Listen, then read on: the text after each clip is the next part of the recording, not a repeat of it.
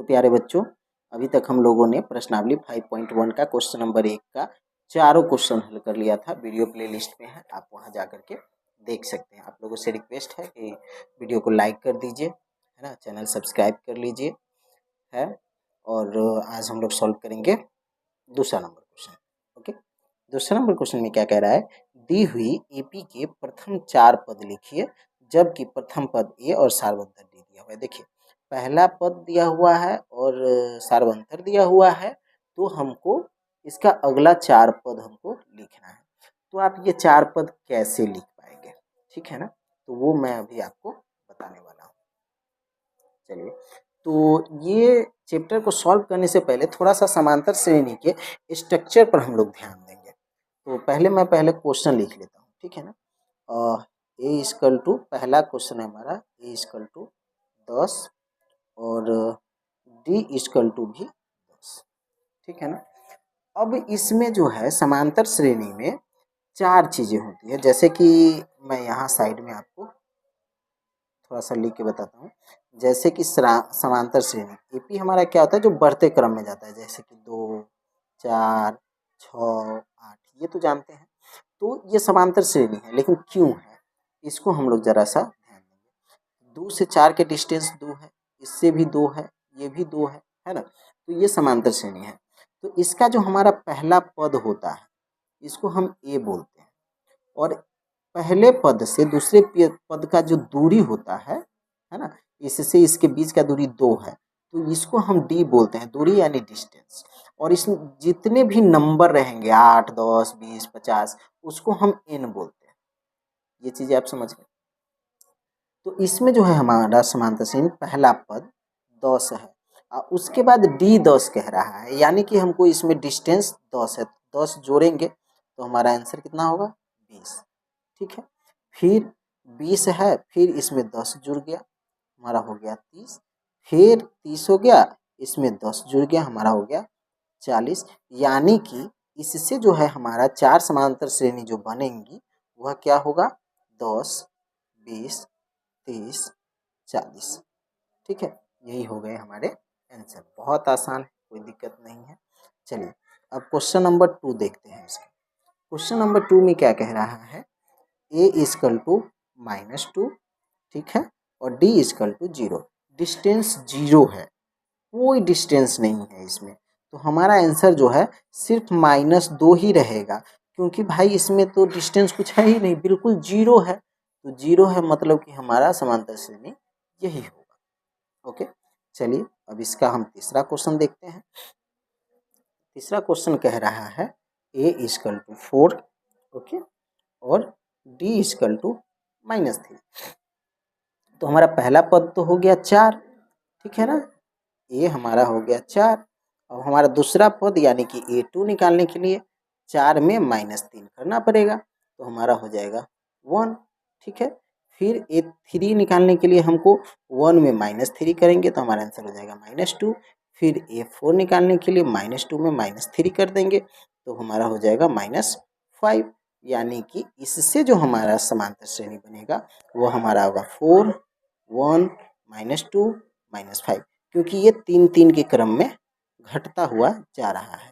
तो ये हो गया हमारा समांतर श्रेणी 4 इसमें का। ओके, अब चलिए इसी के साथ हम चौथा क्वेश्चन सॉल्व करते हैं।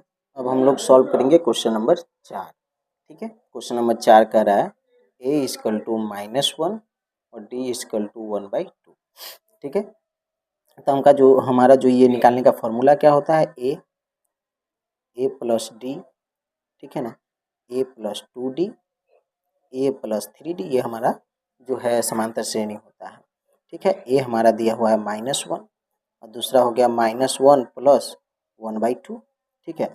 दूसरा हो जाएगा हमारा -1 प्लस 2 इंटू 1/2, ठीक है। अगला हो जाएगा फिर हमारा -1 प्लस 3 इंटू 1/2। इस तरीके से हमारा श्रेणी बनेगा। तो चलिए अब आप इसको सॉल्व करके देखिए कि आंसर कितना आता है। -1, ठीक है, -1 प्लस 1/2 है, इसको बटे का जोड़ करेंगे तो 2 -2 प्लस 1 यानी कि -1/2। इसको सॉल्व कर लेते हैं, इसको सॉल्व करेंगे तो 1 प्लस 2/2, ठीक है। इसके नीचे कुछ नहीं है तो और ये -1 है, ठीक है। अब इसको भी बटे का जोड़ करेंगे, कुछ नहीं तो 1 दे करके, तो ये हमारा जाएगा 2 -2 + 2, यानी कि 2 में से 2 गया, 0/2। 0/2 हुआ तो इसकी वैल्यू कितनी हो गई? 0। अब इसको सॉल्व कीजिए, इसको सॉल्व करिएगा तो होगा -1 + 3/2। इसको भी बटे का जोड़ करिए, 2 -2 + 3 यानी कि 1/2।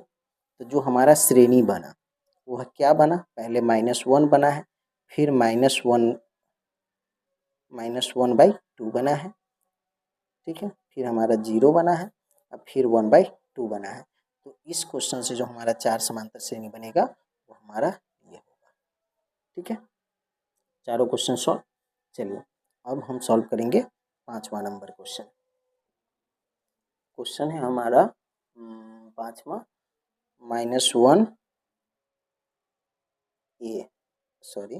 ये है हमारा -1.25, ठीक है, और डी है हमारा -0.25। ओके, ये हमारा क्वेश्चन है 5वां का। इसको बनाने का जो ट्रिक्स है वो देख लीजिए, वही है, लगेगा a + d, a + 2d, a + 3d, है ना। चलिए, ये है हमारा -1.25। दूसरा है ए के जगह पे हम क्या डालेंगे? -1.25, इसमें प्लस करेंगे डी यानी कि -0.25। ओके, और तीसरा में हम फिर डालेंगे -1.25 + 2d है, सॉरी, तो यहाँ पे 2 से मल्टीप्लाई भी होगा। ओके, अब यहाँ पे होगा 3 × d यानी कि -0.25। अब इसको सॉल्व करेंगे, जो आएगा वो हमारा आंसर होगा, ठीक है ना। तो चलिए हम इसको सॉल्व करते हैं। इसको सॉल्व करेंगे, हमारा पहला तो हो गया -1.25, ठीक है। इसको सॉल्व करिएगा तो 25 दूना 50.25, तो -1.25 में से माइनस इसको आप माइनस कर दीजिए तो होगा -1.50। ओके, फिर इसको माइनस करेंगे तो ये 3 है, 1 2 3, ठीक है, ये हो जाएगा 1.75 माइनस का। ओके, और चौथा क्वेश्चन हमारा फिर हो जाएगा 3 का 1, एक और पॉइंट बनेगा हमारा, ठीक है, ये हो जाएगा हमारा 2.00 माइनस का। तो इस क्वेश्चन से जो हमारे समांतर श्रेणी बनेंगे वो हमारे ये क्वेश्चन। ओके, आई होप जो आपको ये दूसरा का 5वां क्वेश्चन क्लियर हो गया। चलिए मिलते हैं नेक्स्ट क्वेश्चन में, तब तक के लिए bye, best of luck and thanks for the watching.